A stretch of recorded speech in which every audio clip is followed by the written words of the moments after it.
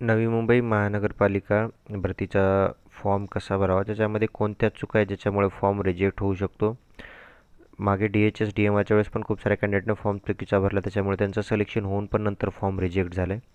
तर मी step by step सांगतो form कसा भरायचा आणि कुठं चूक होऊ शकते. मी तुम्हाला डिस्क्रिप्शनमध्ये लिंक देईल, तर तुम्ही डायरेक्ट या लॉग इनवाल्या पेजवर इथे येणार. तर इथे बघा, सगळ्यात पहिलं तुम्हाला PDF बघायचा असेल, इथे तुम्ही क्लिक करून डाउनलोड करू शकता, किंवा फर्स्ट टाईम तुम्हाला अकाउंट क्रिएट करावं लागेल. त्याच्यासाठी इथं न्यू रजिस्ट्रेशनवर क्लिक करावं लागेल. इथे क्लिक हिअर दिले. इथे नेक्स्ट टाईम एकदा अकाउंट निघाल्यानंतर तुम्हाला प्रत्येक वेळेस मग अकाउंट क्रिएट करण्याची गरज नाही, तुम्ही इथं लॉग इन करू शकता प्रत्येक वेळेस. खाली इथं डेट पण दिलेले आहेत, 28 मार्च ते 11 मे, आणि इथे हेल्पलाईन नंबर दिलेला आहे. काही डाऊट्स असतील तर त्यांना विचारू शकता. तर इथे आल्यानंतर पहिलं न्यू रजिस्ट्रेशनला क्लिक करा. हे वालं पेज ओपन होईल. तुम्हाला काही इन्स्ट्रक्शन वगैरे इथे ज्या ज्या सूचना येतील, इन्स्ट्रक्शन येतील, चेकबॉक्स येतील ना, ते सरळ ते क्लोज करायचे किंवा परमिशन द्यायची त्यांना, जे काही त्यांनी परमिशन मागतील ते, कारण त्याच्याशिवाय ते फॉर्म पुढे जाणार नाही. बघा, हे आय ॲग्री परत त्यांचे काही इन्स्ट्रक्शन आहेत, तर त्याला इथं आय ॲग्रीला क्लिक करायचं, अदरवाईज ते फॉर्म पुढे नाही जाणार. तर त्याच्यानंतर सगळ्यात पहिले इथं तुम्हाला अकाउंट क्रिएट करण्यासाठी तुमच्या इथं पर्सनल डिटेल्स भरावं लागतील. इथे तुमचं नाव, त्याच्यानंतर तुमचं मिडल नेम आणि लास्ट नेम तुमचं आडनाव, त्याच्यानंतर वडिलाचं नाव, आईचं नाव.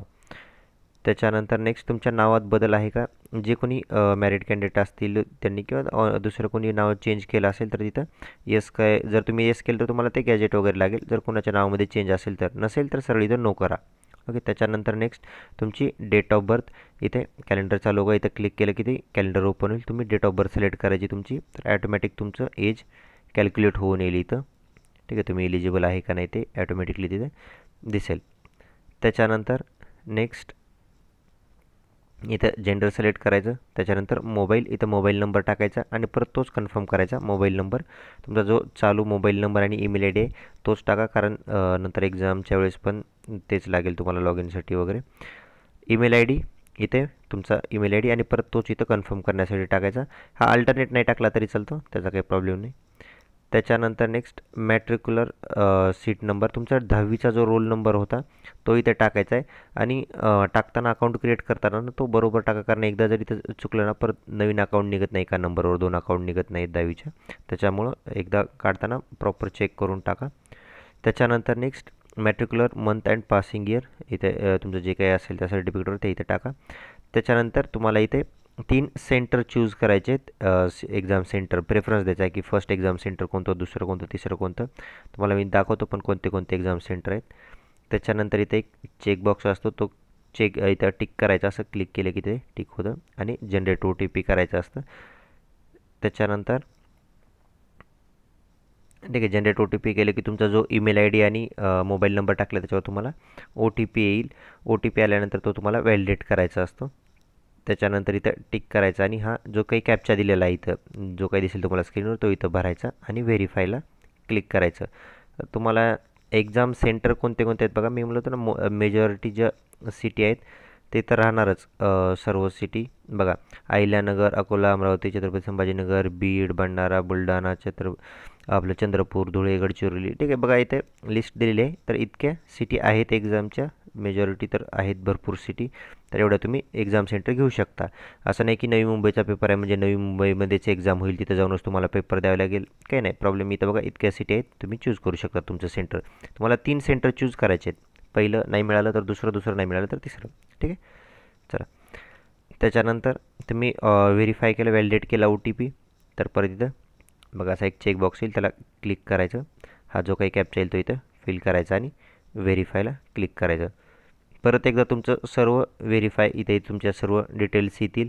तुमचं पहिलं नाव इथे दिसेल, त्याच्यानंतर तुमचं मिडल नेम दिसेल, सरनेम दिसेल, वडिलाचं नाव, आईचं नाव, डेट ऑफ बर्थ, जेंडर, तुम्ही जे काय टाकले, मोबाईल नंबर, सर्व तिथे दिसेल. तुम्हाला हे पुढे चेक करायचं आहे, म्हणजे कन्फर्म करायचं की हां नाव बरोबर आहे, मिडल नेम बरोबर आहे, आडनाव बरोबर आहे, वडिलाचं नाव, आईचं, इथं जस्ट क्लिक करायचं आहे, तुम्हाला चेक करायचं आहे. त्याच्यानंतर तुमचे जे काही एक्झाम सेंटर होते पहिलं, दुसरं, तिसरं, ते सर्व इथं दिसतील. तिसरं, हे सगळे बॉक्स चेक करायचे तिथं. ठीक आहे, सर्व तुमच्या डिटेल्स एकदा बरोबर आहेत कन्फर्म केलं तुम्ही तर इथं व्हेरीफायला ओके करायचं. सर्व बॉक्स क्लिक केल्यानंतर ते परत विचारणार की फायनल सबमिशनसाठी, तर त्याला एस क्लिक करा जर सर्व बरोबर असतील डिटेल्स, तर नसतील तर नो करा आणि परत ते चेंज करा जर काही रॉंग असेल इन्फॉर्मेशन तर.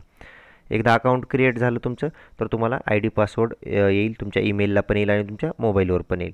तर आता नेक्स्ट टाईमपासून इथून पुढे तुम्हाला आता एकदा अकाउंट तुमचं क्रिएट झालं, आता परत तेच मी जी लिंक दिली होती त्याच्यावर आलं, परत तुम्ही आता याच पेजवर येणार. आता तुम्हाला नेक्स्ट टाईम आता लॉग इन करायचं इथून पुढे. आता एकदा अकाउंट क्रिएट केल्यानंतर पुन्हा जाण्याची गरज नाही न्यू रजिस्ट्रेशनला. आता लॉग इनला क्लिक करायचं. त्याच्यानंतर हे तुमचं बेसिक डिटेल्स देतील, तुमचे ॲप्लिकंट डिटेल्स.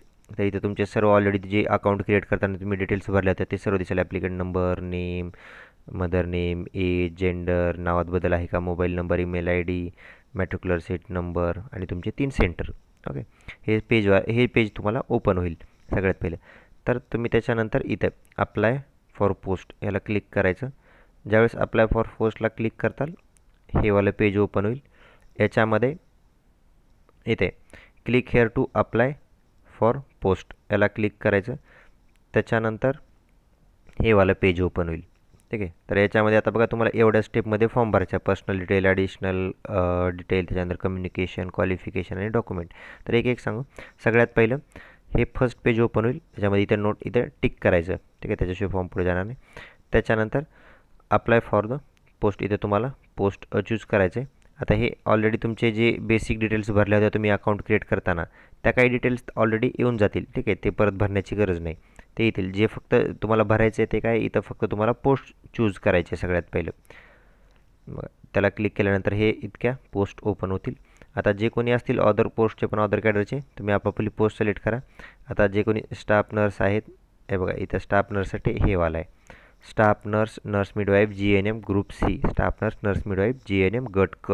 ओके, आणि जर कोणी ANM असतील तर ANMसाठी आहे इथं बघा हे ऑक्झिलरी नर्स मिडवाईफ, हे इथं दिलेलं आहे सेपरेट, तर त्यांनी तेच चूज करायचं. ओके, BSc जरी असेल तरी ह्यांनी हेच करायचं, हे स्टाफ नर्स. ठीक आहे, GNM, BSc, PB जे काही असेल सर्वांनी हेच चूज करायचं. ओके, त्यांच्यासाठी काय परत BScसाठी वेगळं ऑप्शन, एकच तीच पोस्ट आहे. ठीक आहे, चला एकदा ते चूज केल्यानंतर हे डिटेल्स तर ऑलरेडी काही तुम्हाला आलेले असतील जे तुम्ही अकाउंट क्रिएट केलं त्यावेळेस, तर ते ऑलरेडी काही डिटेल्स भरून येतील त्याच्यामध्ये.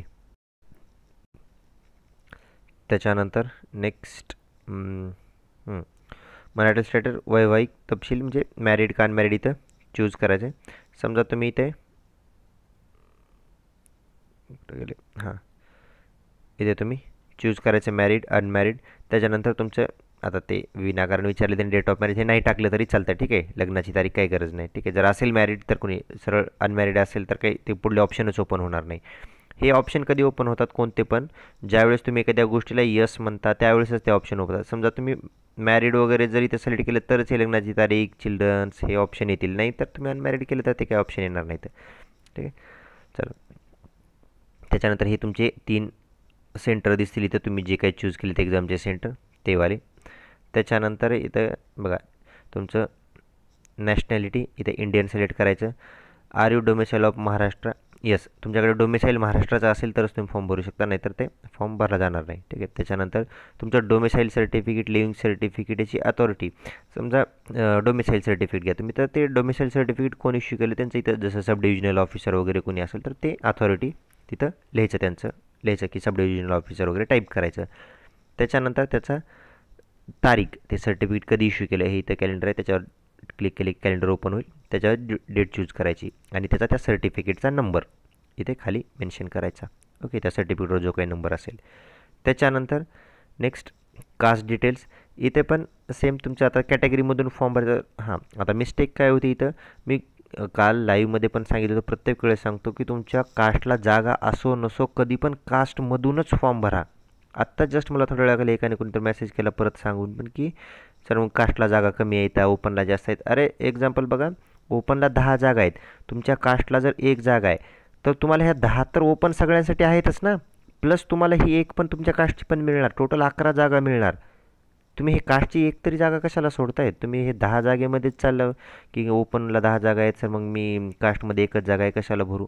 अरे ते तर मिळणारच आहेत ना तुम्हाला 10 जागा ओपनच्या. ठीक आहे, ओपनच्या जे काही असतील आता ते मी एक एक्झाम्पल सांगतो तुम्हाला, प्लस तुम्हाला कास्टमध्ये एक जरी जागा असेल ती पण मिळणार तुम्हाला. उलट ह्या एक जागेमध्ये खूप मेरिटचा डिफरन्स पडतो, ह्या 10 जागेत तर सगळेच येणार आहेत. आता हे जी तुमची कॅटेगरीची जागा आहे, एक जरी असेल इथं तुमचे फक्त तुमच्या कॅटेगरीचे कॅन्डिडेट असणार. तुमचं कॉम्पिटिशन बाकी सर्व कॅटेगरी, सर्व ओपन सर्वांसोबत कटलं ते बाकी सर्व कॅन्डिडेट निघून जाणार. ते येणार नाही ते एक जागेसाठी. त्या एक जागेमध्ये फक्त तुमच्या कास्टमध्ये कॉम्पिटिशन चालेल आणि ती जागा तुमच्याच कास्टमध्ये मिळेल एका कॅन्डिडेटला फक्त. तर ते एक जागा जरी असेल तरी कास्टमधून भरायचं, किंवा नसेल जरी कास्टला जागा जरी नसेल तरी त्यांनी नोटिफिकेशनमध्ये सांगितलं, मी त्यावेळेस पण सांगितलं होतं तुम्हाला, की कास्टमधूनच फॉर्म भरायचा कधी पण. लक्षात ठेवा, ही मिस्टेक आहे खूप जणांची, की इथं खूप जण फॉर्म भरताना चुकतात की कास्टमधूनच फॉर्म भरायचा. ठीक आहे, चला नेक्स्ट. ज्यावेळेस तुम्ही आता हे जर तुम्ही मॅरिड वगैरे सिलेक्ट केलं तर हे असे ऑप्शन येतात. ठीक आहे, हे नंबर ऑफ चिल्ड्रन्स किती आहेत, ठीक आहे. जर मॅरिड असेल तर, अनमॅरिड असेल तर हे वाले ऑप्शन येणार नाही. हे सेंटरचं सांगितलं होतं. ठीक आहे, डोमेसाईल तुमचे डिटेल्स टाकायचे इथे, तुमचं अथॉरिटी, सर्टिफिकेट नंबर, डेट. त्याच्यानंतर कॅटेगरीचं, ओके, रिझर्वेशन कॅटेगरी. हां, बघा कॅटेगरीला चूज केलं तुम्ही, हे असं येईल SC ST VJ NTB CED SBC SCBC. आता ACBCचं पण मी लाईव्हमध्ये एक्सप्लेन केले, SCBC म्हणजे काय, त्याचं नॉन क्रिमिनल काय, सर्व एक्सप्लेन केले मी ऑलरेडी काल नाही परवा दिवशी लाईव्ह होतं त्याच्यामध्ये. ठीक आहे, चला OBC EWS आणि अनरिझर्वड. जर कोणी प्लेन ओपन अनरिझर्वड असतील तर त्यांनी त्याच्यातून भरायचं. जर कोणी असेल समजा एक एक्झाम्पल NTDचा कॅन्डिडेट आहे तर त्याने NTDमधूनच भरायचा. ओपनला जरी जागा असल्या तर तुम्हाला हे NTDच्या पण जागा मिळणार, प्लस ह्या ओपनच्या पण मिळणार, दोन्ही मिळणार. ठीक आहे, आता NTBला आय थिंक जागा नाही वाटतं, बी कसीला समथिंग, तरी पण तुम्ही कॅटेगरीतूनच भरायचा. फॉर्म ॲटोमॅटिक ओपनमध्ये जातो. ठीक आहे, कॅटेगरीतूनच फॉर्म भरायचा, लक्षात ठेवा कधी पण. ओके, चला. आणि त्याच्यानंतर हे नॉन क्रिमिनल. नॉन क्रिमिनल आता ज्या ज्या कॅटेगरीला आहे, जसं NTला OBCला, तर त्यांना नॉन क्रिमिनल लागेल. आता SC STला नॉन क्रिमिनल नसतं तर त्यांना काही भरण्याची गरज नाही. पण ज्या ज्या कॅटेगरीला आहे त्यांनी हे भरायचं. समजा NT OBC वगैरे जे असतील त्यांनी भरायचं. इथं तुमचं सेम तेच प्रत्येक सर्टिफिकेटचं, की अथॉरिटी कोण, सब डिव्हिजनल ऑफिसर किंवा मॅजिस्ट्रेट, जे काय असेल तुमच्या सर्टिफिकेट, तुम्हाला जे सर्टिफिकेट ज्यानं कोणी इश्यू केले ते वालं, त्यांचं नाही तिथे लिहायचं. त्याच्यानंतर नॉन क्रिमिनल सर्टिफिकेटची डेट तुमची आणि त्याचं अनुक्रमांक, त्याचा नंबर सर्टिफिकेटचा. नॉन क्रिमिनल व्हॅलिड आहे का बघा, खाली नॉन क्रिमिनलवर खालच्या साईडला NCLला खाली व्हॅलिड असतं, व्हॅलिडिटी लिहिलेली असते त्याच्यावर.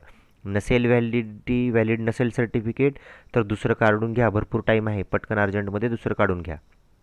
ठीक आहे, चला नेक्स्ट. आयडेंटिफिकेशन मार्क, एक कोणताही मार्क तुमचं बॉडीवरचं कोणताही तिथं मेन्शन करायचं. त्याच्यानंतर नेक्स्ट ID कार्ड. बघा कॅन्डिडेट आयडेंटिटी प्रूफ. आता हे आयडेंटिटी प्रूफसाठी तुम्हाला खाली भरपूर ऑप्शन दिलेले आहेत. इतके सर्वच द्यावं असं नाही, तुम्ही इथं बघा मिनिमम 1 वाचा इथं, की मिनिमम 1 आयडेंटिटी प्रूफ तुम्हाला एक तरी पाहिजे कमीत कमी. ठीक आहे, आता तुम्ही टाकू शकता, तुमच्याकडे 1-2 असतील, तुमच्याकडे ड्रायव्हिंग लायसन असेल टाका, काही प्रॉब्लेम नाही. समजा पॅन कार्ड आहे, मी समजा इथे येस केलं तर लगेच त्याचे डिटेल्स विचारणार, पॅन कार्ड नंबर, त्याच्यावरचं नाव. आता इथं ड्रायव्हिंग लायसन आहे, मी जर याला येस केलं तर ड्रायव्हिंग लायसनच्या पण डिटेल विचारणार, त्याचं व्हॅलिड कधीपर्यंत आहे, त्याचा नंबर, त्याच्यावर नाव काय, ते सर्व डिटेल्स विचारणार. तर ॲटलिस्ट 1-2 टाका, तुमच्याकडे जे असेल सर्वच टाकावं असं नाही, जे आहेत तुमच्याकडे ते टाका. एक पण मिनिमम एक तरी पाहिजे. त्याच्यामुळं मी समजा इथं फक्त एक सिलेक्ट केले, बस झालं, एक सफिशियंट आहे. एक तुम्हाला टाकायचं असेल अजून एखादं ॲड करू शकता तुम्ही. ठीक आहे, बाकीचे इथं सरळ मग नो करा, असतील तरी किंवा असले तर तुम्ही टाका. आता कोणीतरी विचारलं होतं की सर बँक पासबुक कशाला मागतायत, पैसे रिटर्न करणार आहेत का, नाही, त्याची फीस वगैरे कोणी रिटर्न करणार नाही तुम्हाला. ठीक आहे, त्याच्यामुळं ते कोणीतरी विचारलं होतं की सर मग बँक डिटेल्स कशाला मागतायत, सेंट्रल गव्हर्नमेंटसारखं पैसे रिटर्न करणार आहेत का, फीस रिटर्न नाही होणार. ठीक आहे, त्यांनी ते जस्ट एक ID प्रूफ आहे, एक कॉलम वाचा कशाचा आहे हा, आयडेंटिटी कार्ड प्रूफ, इथं वर वाचा. हे आयडेंटिटीसाठी आहे फक्त, तुमच्या ओळखपत्र म्हणून ते यूज केलं चाललं आहे, इथं यूज करता येतं फक्त. ठीक आहे, तुम्हाला काही पैसे वगैरे त्याची फीस वगैरे रिटर्न नाही मिळणार. तर जे असेल एखादं टाका याच्यामध्ये, बाकीचं नाही टाकलं तरी चालतं, मग नो करा तिथं. ठीक आहे, आणि खाली इथं चेकबॉक्स याला क्लिक करायचं आणि इथं save and next. Okay, then next. चला, तर फर्स्ट पेज झालं. त्याच्यानंतर आता ॲडिशनल डिटेल्स. आता तुम्ही नवी मुंबई महानगरपालिकेत कर्मचारी, आता जे कोणी सर्व्हिसला असतील तिथं ऑलरेडी नवी मुंबईमध्येच असतील तुम्ही, तर इथं करा येस, नसेल तर नो करा. ठीक आहे, जर तुम्ही कॉन्ट्रॅक्टवर असाल NMCमध्ये, आता भरपूर काही कॅन्डिडेट आहेत जे ऑलरेडी NMCमध्ये कॉन्ट्रॅक्टवर आहेत, त्यांनी इथं येस करतील. समजा जे नाही आहेत नो करा, इथं नोला टिक करा. चला, हे सरळ नो करा. ठीक आहे, 1991 जनगणनेचे नो, कोणी कोणी नव्हतं त्यावेळी जनगणनेमध्ये ह्याच्यामध्ये एम्प्लॉईज कोणी नव्हतं, हे सरळ नो करा. त्याच्यानंतर are you son daughter of committed suicide, farmer committed suicide असेल कोणी येस करा, नसेल नो करा सरळ. ठीक आहे. त्याच्यानंतर are you employ of state local. बघा तुम्ही जर ऑलरेडी सर्व्हिसमध्ये असाल तर इथं जर तुम्ही येस केलं तर तुम्हाला त्याच्या डिटेल्स विचारतील, तुम्हाला NOC वगैरे लागेल. तुम्हाला आत्ताच तुमच्या ऑफिसला समजा DMRDचे किंवा कोणत्याही गव्हर्नमेंटमध्ये तुम्ही काम करताय, तुम्ही जर येस केलं तर तिथं तुम्हाला तिथं हे लागेल, त्याच्या डिटेल्स लागतील आणि तुम्हाला NOC पण लागेल. जर नसेल कोणी सर्व्हिसमध्ये तर इथं नो करा. ओके. चला, प्रोजेक्ट अफेक्टेड कॅन्डिडेट यस. बघा आता ह्याच्यामध्ये इथून पुढे प्रत्येक सर्टिफिकेटला ना तुम्ही जर यस केलं तर त्याच्या डिटेल्स विचारणार ते. ठीक आहे. आता बघा मी तर सर्व नो केलं तर त्याचे काही डिटेल विचारले, नो केलं काहीच डिटेल विचारली नाही. ठीक आहे. इथं पण बघा नो केलं, इथं पण नो केलं, काही डिटेल विचारली नाही. समजा आता इथं तुम्ही सेमी गव्हर्नमेंटमध्ये तुम्ही कुठं आहे म्हणून इथे येस केलं तर इथे विचारणार तुम्ही कोणत्या संस्थेमध्ये आहे, इंटरव्ह्यूअर ऑर्गनायझेशन डिटेल, त्याच्यानंतर युअर डेजिग्नेशन, तुमचं पद काय आहे तिथं, ते डिटेल्स विचारणार. ठीक आहे. नसेल तर सरळ नो करा बाकीच्यांनी. त्याच्यानंतर नेक्स्ट बघा आता प्रोजेक्ट अफेक्टेड कोणी असेल त्याला जर त्यांनी येस केलं, प्रकल्पग्रस्त कोणी, तर तुम्हाला हे सर्व डिटेल्स तिथं भरावं लागतील. प्रोजेक्ट अफेक्टेड तुम्हाला त्या सर्टिफिकेटची कोण इश्यू केलं ते सर्टिफिकेट, त्याची तारीख, त्याचा नंबर. ओके. नसेल सरळ नो करा. नो केलं तर काहीच डिटेल विचारणार नाही. बघा आता मी इथं वरे नो केलं प्रोजेक्ट अफेक्टेडला, झालं, हे काही डिटेल्स विचारणार नाही ते. त्याच्यानंतर नेक्स्ट होतं समजा अर्थक्वेक कोणी आहे म्हणून येस केलं तर सेम त्याला पण तेच विचारणार, कोण इश्यू केलं, तारीख आणि त्याचा सर्टिफिकेट नंबर, त्याचं सर्टिफिकेट लागेल तुम्हाला. जर समजा ते पण नो केलं, काहीच नाही. आता कोणी पार्ट टाईम, सगळ्यात इम्पॉर्टंट, व्हेरी इम्पॉर्टंट लक्षात ठेवा, खूप साऱ्या कॅन्डिडेटचा इथं इतक्या कॅन्डिडेटचं नुकसान झालं DMRDHSमध्ये. याच्यामुळं हे पार्ट टाईम आणि ग्रॅज्युएट पार्ट टाईम, अंशकालीन, पदवीधर अंशकालीन, ह्याच्यामध्ये कन्फ्यूज नका हो. हे कोणीच नाही महाराष्ट्रामध्ये, एकही कॅन्डिडेट नाही महाराष्ट्रामध्ये पार्ट टाईममध्ये. सरळ ह्याला नो क्लिक करा. इथं मोस्ट ऑफ द कॅन्डिडेटचं काय होतं की आर यू डिग्री किंवा डिप्लोमा होल्डर. आता जस्ट कोणी मला काल परवा फॉर्म पाठवला त्याच्यामध्ये त्यांनी BSc डिग्री येस केले. नाही, हे सरळ पार्ट टाईमवाले ना सरळ रॉंग करतात. पार्ट टाईम म्हणजे काय, अंशकालीन म्हणजे काय, हे सर्व एकच आहे. पार्ट टाईम, अंशकालीन, पदवीधर. ठीक आहे. ह्याचा मिनिंग काय तर त्याचा तुम्हाला बघायचा असेल, सेपरेट व्हिडिओ आहे चॅनलवर मी टाकलेला, ते वेगळं आहे.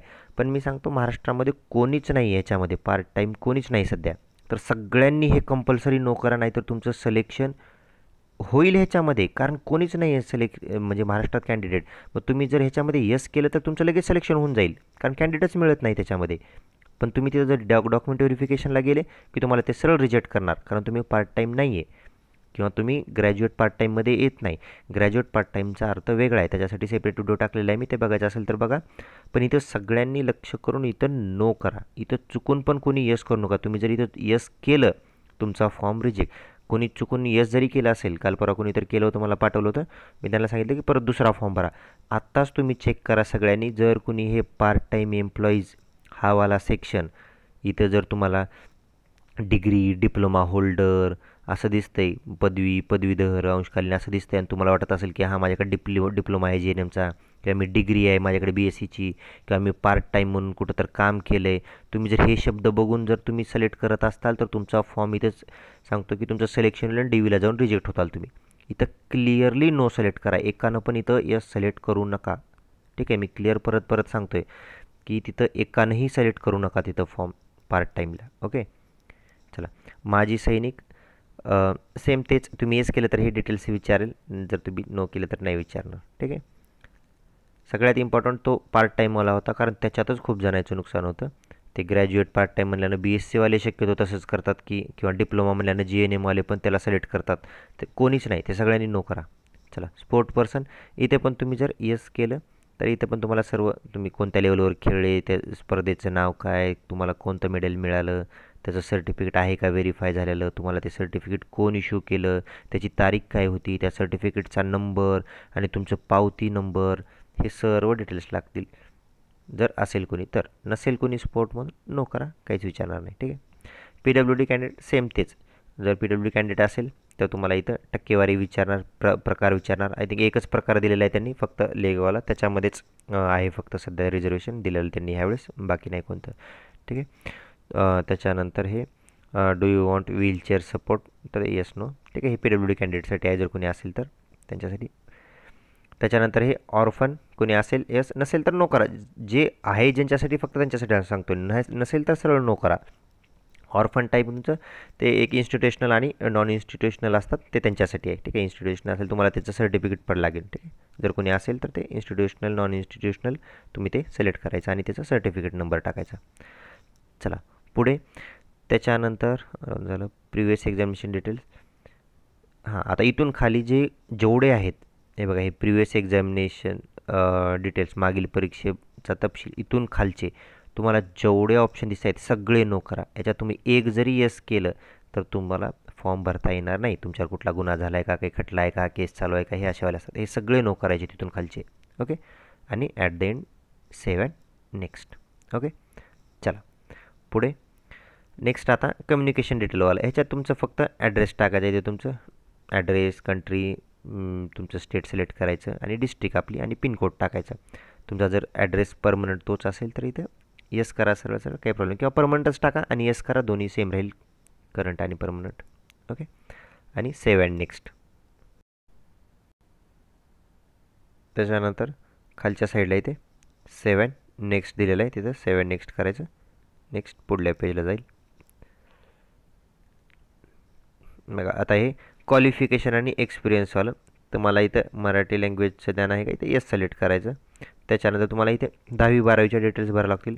तुमचं बोर्ड काही नाही, ते ऑलरेडी आहे तिथं ऑप्शन, तुम्हाला फक्त जस्ट त्याच्यावर क्लिक करायचं, बोर्ड सिलेक्ट करायचं, तुमच्या शाळेचं नाव टाकायचं, पर्सेंटेज असतील तर पर्सेंटेज सिलेक्ट करायचे, किंवा ग्रेड जे असेल तुमचं, कितीपैकी किती गुण मिळाले ते इथं टाकायचं, पर्सेंटेज ऑटोमॅटिक येऊन जातील तुमचे. हे 10वीचं. सेम तसंच 12वीचं पण सेम तसंच. ठीक आहे. 10वी-12वी सेम तसंच भरायचं. त्याच्यानंतर आता डिप्लोमा. आता GNMवाले असतील डिप्लोमा, ग्रॅज्युएशनवाले असतील, बघा हे खाली BSc दिले. आता कोणी पोस्ट BSc असेल तर, आता पोस्ट BSc तुम्ही डायरेक्ट थोडीच केलं, GNM नंतरच केलं ना, तर तुम्हाला हे इथं डिप्लोमा भरावं लागेल. ठीक आहे. तर GNM त्या डिप्लोमाला सिलेक्ट केलं, मग diploma in general nursing and midwifery हे येईल, त्याला चूज करायचं. बाकी सेम, कितीपैकी किती गुण मिळाले आणि पासिंग आउट इयर तुमचं कधीच आहे,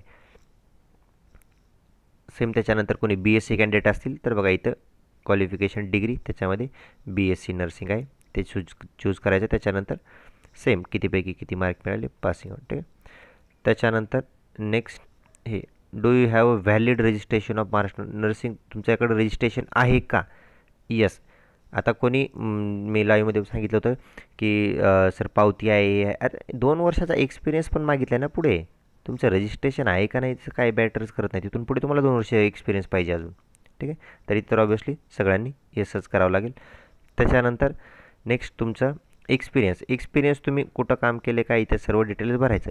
एक्सपिरियन्स तुटक बी असेल, 6 महिन्याचं, इथं 6 महिने तिथं 6 महिने, कुठं 4 महिने कुठं 2 महिने, काही फरक पडत नाही, टाकू शकता तुम्ही प्रत्येक वेळेस टाका. समजा 6 महिने केलं, त्याच्या डिटेल्स भरा. इथं ॲड रो आहे.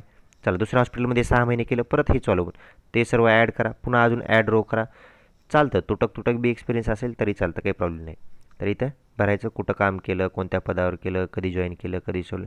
कोणी स्टील वर्किंग असेल अजून पण, ठीक आहे, आणखीन वर्किंग चालू असेल त्यांचं, इथं आजची डेट टाका, काही प्रॉब्लेम नाही.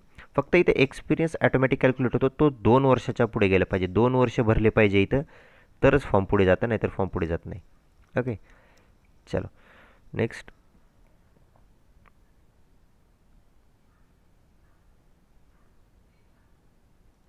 रजिस्ट्रेशन आहे का तुमच्याकडे, येस. इथं रजिस्ट्रेशन नंबर टाकायचा आहे, तुमचं रजिस्ट्रेशनची डेट टाकायची, कधी व्हॅलिड कधीपर्यंत आहे. आता सर्वांचंच व्हॅलिड 31 मार्च 2027पर्यंत. ठीक आहे. 2027पर्यंत सर्वांचंच व्हॅलिड आहे, तर इथं सर्वांची डेट सेमच येईल.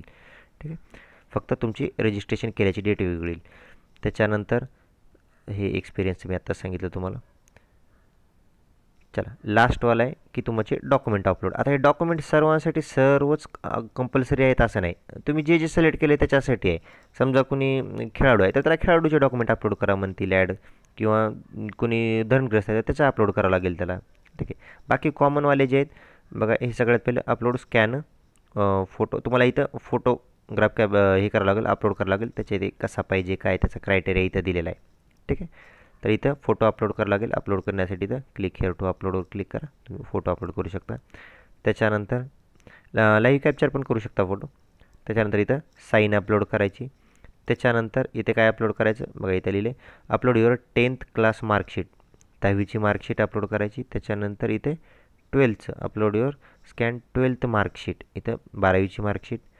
त्याच्यानंतर next upload your degree certificate all semester degree certificate including successful and unsuccessful attempt to be upload. तुमचं सर्वांचं वाटलं तर PDF बनवून तुमचे जे काही डिग्रीचे सर्व सर्टिफिकेट आहेत बघा, ह्यांनी सांगितलं all semester degree certificate successful म्हणजे फेल जरी झालेलं असेल ते पण, ठीक आहे, अटेम्प्ट केलेलं जे काय असेल ते सर्व एक PDF बनवा, ते अपलोड करा इथं. त्याच्यानंतर upload your diploma certificate. Diploma असेल डिप्लोमा सर्टिफिकेट अपलोड करा. कोणी डिग्री असेल तर डिग्री सर्टिफिकेट अपलोड करा, जे काय असेल तुमचं. त्याच्यानंतर नेक्स्ट अपलोड युअर डोमेसाईल. इथं डोमेसाईल तुमचं अपलोड करायचं. एक्सपिरियन्स सर्टिफिकेट इथं अपलोड करा. जर कोणी वर्किंग आहे तर स्टील वर्किंगवालं सर्टिफिकेट घ्या. तुम्ही जिथं पण काम करा तिथं वर्किंगवालं सर्टिफिकेट घ्या तिथून आणि ते अपलोड करा तिथं. चला, त्याच्यानंतर कास्टमधून फॉर्म भरला असेल तर आता इथं मी मगाशी तुम्हाला दाखवलं होतं, तर तुम्ही कास्ट चूज केली असेल तरी तुम्हाला कास्ट सर्टिफिकेट अपलोड करावं लागेल. त्याच्यानंतर तुमच्या कास्टला जर नॉन क्रिमिनल असेल तर कास्टचं इथं नॉन क्रिमिनल अपलोड करावं लागेल. आता समजा SC ST कॅटेगरीला नॉन क्रिमिनल नाही तर त्यांना गरज नाही. तर जे ऑप्शन सर्वांसाठी एवढे डॉक्युमेंट आहेत असं नाही, तर जे तुम्हाला लागू होतात तेवढेच फक्त. हे स्मॉल फॅमिलीचं हे सगळ्यांसाठी करावं लागेल. इथं डाउनलोड करा, तुम्हाला ते सर्टिफिकेट मिळेल, ते भरून याच्यावर अपलोड करायचं इथं. ठीक आहे. स्मॉल फॅमिलीचं मी ह्याच्या आधी भरपूर वेळेस सांगितलं, ग्रुपवर पण फॉर्मॅट टाकलेला आहे. ते जस्ट काय नाही, हातानेच भरायचं असतं, ते हाताने भरून ते फक्त अपलोड करायचं तिथं. चला, त्याच्यानंतर upload your Maharashtra nursing council certificate. बघा इथं सर्टिफिकेट तुम्हाला इथं रजिस्ट्रेशन अपलोड करायला सांगितलं आहे, तुम्हाला इथं अपलोड करावं लागेल. त्याच्यानंतर तुम्ही जे काय ID प्रूफ सिलेक्ट केला होता, पॅन कार्ड सिलेक्ट केलं होतं, इथं पॅन कार्ड अपलोड करायचं. ओके. त्याच्यानंतर पॅन कार्ड झालं आणि इतर संबंधित डॉक्युमेंट. आता एक्स्ट्रा काही तुमचे डॉक्युमेंट असतील, कोणी स्पोर्ट असेल, खेळाडू वगैरे जे काय असेल तर त्यांचे डॉक्युमेंट ते येतील तिथं. ओके. चला, त्याच्यानंतर खाली तुमच्या इथे डिटेल्स दिसतील, तुमचं नाव दिसेल इथं आणि समोर इथं फीज दिसेल. इथं ओपनसाठी आय थिंक 1000 रुपये आहे आणि जे कॅटेगरीवाले कॅन्डिडेट आहेत त्यांच्यासाठी 900 रुपये ते इथे दिसेल तुम्हाला. ते तुम्हाला तेवढी फीज पे करावं लागेल. त्याच्यानंतर खाली बघा हे असे इन्स्ट्रक्शन डिक्लेरेशन येतील. तर इथं प्रत्येक ठिकाणी तुम्हाला चेकबॉक्समध्ये असं क्लिक करावं लागेल. टिक टिक टिक प्रत्येक ठिकाणी इथे टिक करावं लागेल प्रत्येक बॉक्समध्ये. हे बघा इथे टिक, इथे टिक, इथे टिक, इथे टिक टिक करावं लागेल आणि ॲट द एंड इथे सबमिट किंवा प्रिव्ह्यू करायचं असेल एकदा तुम्ही ओव्हरऑल सगळं एकदा चेक करून घ्या. सगळं तुम्हाला बरोबर वाटलं, डिटेल्स सर्व बरोबर असतील, प्रिव्ह्यूमध्ये तुम्हाला सर्व दिसतील. जर बरोबर असेल त्याच्यानंतर मग ॲट द एंड तुम्ही इथं फॉर्म सबमिट करायचं. सबमिट केलं की झालं. त्याच्यानंतर फक्त पेमेंट राहतं ऑप्शन, पेमेंट करून टाकायचं, झालं. ओके. तर सगळ्यात इम्पॉर्टंट मी सांगितलं होतं की ते पार्ट टाईमचं ते चुकून पण कोणी येस करू नका, नाहीतर तुमचं परत प्रॉब्लेम होईल. नंतर सिलेक्शन होऊन पण तुम्हाला रिजेक्ट करणार, ते 100% रिजेक्ट होते ते. ठीक आहे. त्याच्यामुळे तिथं कोणी चुकून पण येस नका करू. चला, याच्या व्यतिरिक्त काही डाऊट्स असतील तुम्हाला मी डिस्क्रिप्शनमध्ये लिंक आहे. याच्या व्यतिरिक्त काही डाऊट्स असतील तर ग्रुपची पण लिंक आहे डिस्क्रिप्शनमध्ये, तिथं जॉईन करून तिथं विचारू शकता. ठीक आहे.